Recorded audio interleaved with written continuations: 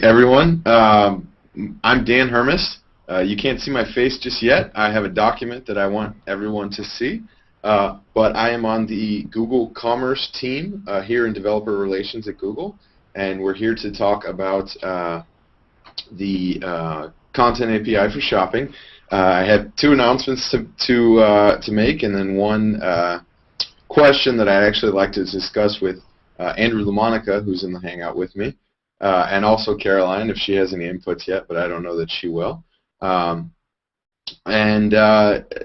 get started. So this first thing I want to announce, this document I have, something that the community has been asking for a long time, and certainly a lot in the last few months, and that's a developer's guide for using the .NET Client Library. I just published it yesterday afternoon. It can be found at developersguide.net.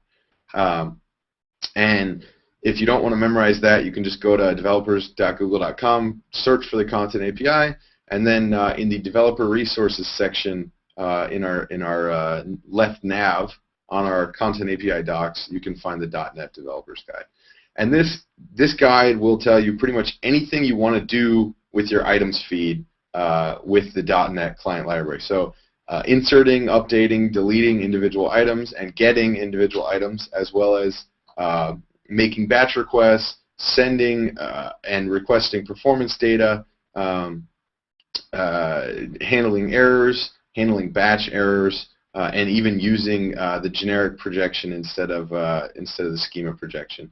As well as warnings in dry run mode, which are a big thing when you're just testing and getting things implemented. So please check it out if you are a .NET programmer, developer. It was a lot of hard work by me, and also the document brought about a lot of new features for the library itself, which was pretty nice. So as you try to document something and it doesn't exist, then you go about implementing it. So now for my face. Hi everybody. The second announcement I want to make, since we last met, the sessions for Google I/O have been released. So we'll be giving two different talks on the first day of Google I/O, which is June 27th. And the tentative schedule is at, let me find it. It's at developers.google.com/events/io/sessions. We're going to first have sort of a remedial introductory session and talk about how to improve data quality and how to go about making sure that errors don't continue to happen and things like that. And then we're going to have a more in-depth discussion about using local shopping and having products with the local channel rather than the online channel. So those are my two announcements. Now that I've done talking for 5 straight minutes, I do have a question before you guys have any questions. And from the consensus before, with this shortened Memorial Day week, there may not be any questions other than mine, which I'm okay with. We'll just have a shorter hangout this week than we've had in the previous weeks. So the question is, and the reason I'm going to ask it specifically to Andrew is because I know he's used the API dashboard in the Merchant Center. And just a quick review for people who haven't used it, the API dashboard is a way for you to view your errors for your account through the Merchant Center. And then also recently we added a feature that allows you to go in and edit the request that resulted in an error and try to resend it in dry run mode and find out if you fixed the error or if the error is still there. So it's a nice summary of the errors you have if for some reason your logs aren't comprehensive enough or some other reason. With that said, one limiting feature of this API dashboard is that you can only see errors for an account associated with an authenticated user.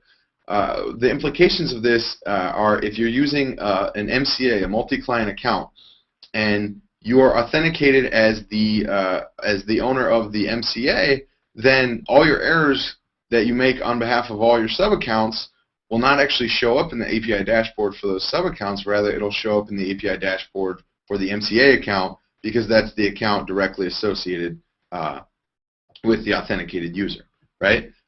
So there are a few paths that we're considering taking, and I wanted to hear your feedback, Andrew, on what would be helpful for you in what you've seen with the API dashboard so far, and what you think you could use, and what you think really wouldn't be helpful. So I'll read them off one by one, and you can comment one by one if you want, or you can tell me just to go on. So the first would be seeing errors in a sub-account regardless of who the authenticated user was. So that would be errors either made from the parent or from an administrator for that sub-account. So it would be sort of a mix of different users, and I don't know if, I'm assuming most accounts that are managed by MCAs don't have more than one authenticated account making requests against them, but it's possible. So what are your thoughts on that? Well, for me, it doesn't really, can you hear me? Yeah. Okay. For me, it doesn't really matter. I have the same code running, sending all the requests, so it's actually good for me to have it all rolled up into one. I can see if there's a problem, across all the so that won't go across away. The code. I can see where some people who might have, different authenticated users, that may be useful to them. Although I think even probably most of the MCAs are going to be running the same code for. Right. So I acknowledge that. We acknowledge that. So the thought would not be that getting to see a different sub account would be able to help you analyze a different set of code that's running. Rather, maybe there's something wrong with the settings for that account or something like that, and you have a specific sub account where you're having issues. Right now, through your MCA, you can't filter by sub account, and that's sort of the goal there. The other one is more of a secondary thing. That being that you can see requests across all authenticated users, and that's really. The reason I mentioned it at all is just because it could throw you off, if you did have another authenticated user. Okay, so it sounds like not that useful for you, but you think it might be useful for others. Yeah, and maybe people who have varying degrees of data quality. I've knocked out most of the data quality error messages that come up in there, but I could see if people had data coming from different sources, they might want to know if one account is responsible for most of their, or one sub-account was responsible for most of their data quality errors. That could be a useful statistic. Caroline, do you have any thoughts on that?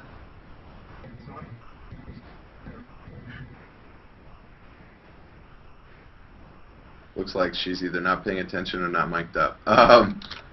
That's okay. So the other one is really similar to this one, except it would be a filter within the MCA view or some similar thing to this, where you can see requests that you made directly from your authenticated account, but filter based on sub-account.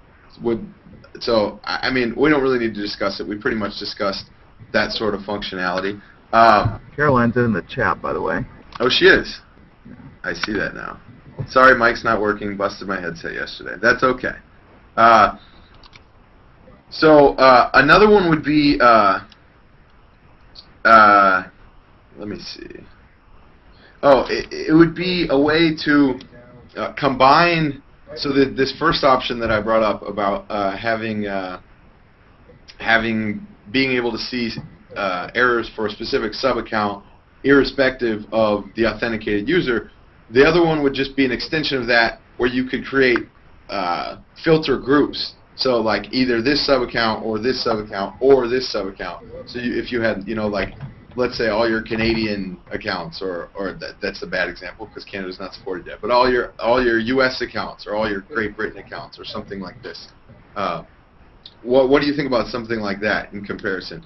Do you think that's something you could use or you would use?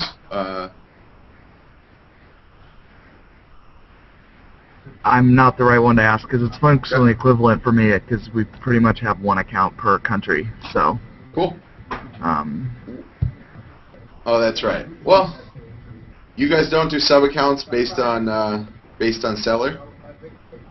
No, we talked about doing that at one point, and I think there was an issue with too many sellers, and they didn't want to mix both like a roll-up account and individual seller accounts. So, which, I mean, we would definitely be open to going by seller, but we have a lot of sellers. Yeah, so it sounds like you guys already considered the common case, but the common case for other marketplaces that do that is, let's say they have a quota of X sub-accounts in a certain country, right? Then they have X minus 1 sub-accounts, and then their last sub-account is just a spillover for smaller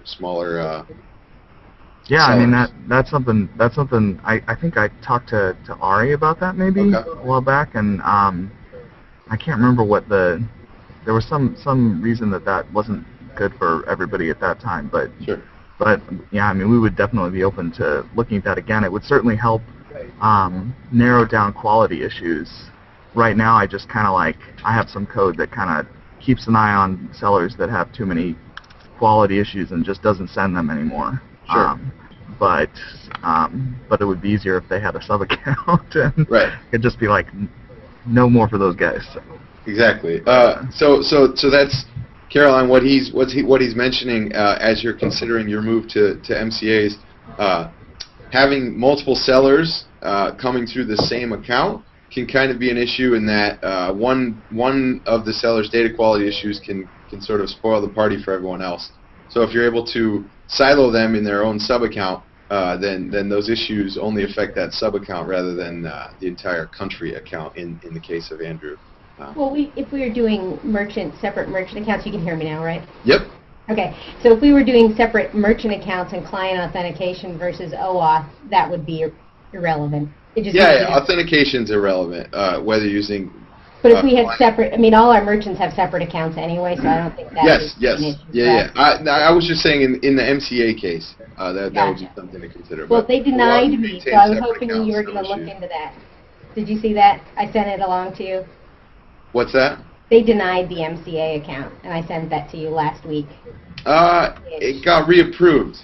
We can take this off the call. Okay, that's cool. Excuse me, off the Hangout, because I did have some other questions for you about that. But okay, cool. Yeah, there was some miscommunication there, and well, it took me a couple of days because I was concerned about which email address we had signed up with, so it's probably the couple of days lag didn't help things. Yeah, let's connect after this Hangout. I think I'm just going to end early if you guys don't have any more questions. Any questions? No. I'm reading your Google I/O abstract summaries right now. That'll be pretty cool.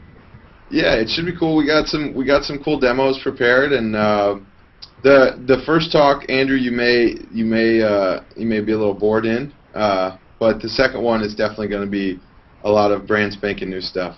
I'll be speaking in the first one that you might consider boring, but I try not to be a boring speaker, so we'll see we'll see what happens. Well, you can always give away some cool stuff or something. Sure. You're always asking for swag. I can't believe this. Unabashedly asking for swag all the time. Oh, it's common practice from our communities. You should remember to link to those from the email list when they get posted on YouTube. Sometimes it's kind of hard to find the Google I/O videos. I don't know if I'm just bad at searching or something. But I'll probably start having a dedicated page in the documentation to videos and presentations and things like that. We actually have a Google Shopping channel now on the Google Developers Live YouTube account, and I can post that to the forum. But I've started, the demo tool is now hosted on a separate App Engine instance from developers.google.com, and I've started putting slide decks on that instance as well. So there's a lot of good resources from the talks and the presentations we give that can sort of be pulled into one easy to navigate place. Well, guys, it was nice talking to you. I hope you've enjoyed your 3-day weekend. And One last announcement, which I will also make via the forum and via Google+. We're going to move to Tuesdays. This Hangout is part of a larger effort by all of developer relations at Google, and I picked Wednesdays because it was the middle of the week, and no other reason at all.